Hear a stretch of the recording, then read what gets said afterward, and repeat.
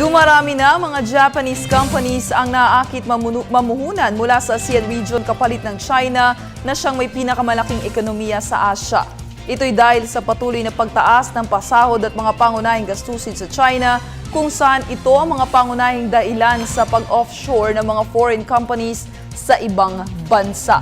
Sa tala ng Japan External Trade Organization o JETRO, tinatayang umaabot sa 15% Japanese companies o katumbas ng mahigit kumulang 4,000 kumpanya ang nagbabalak ilipat sa ASEAN countries ang kanilang mga investment.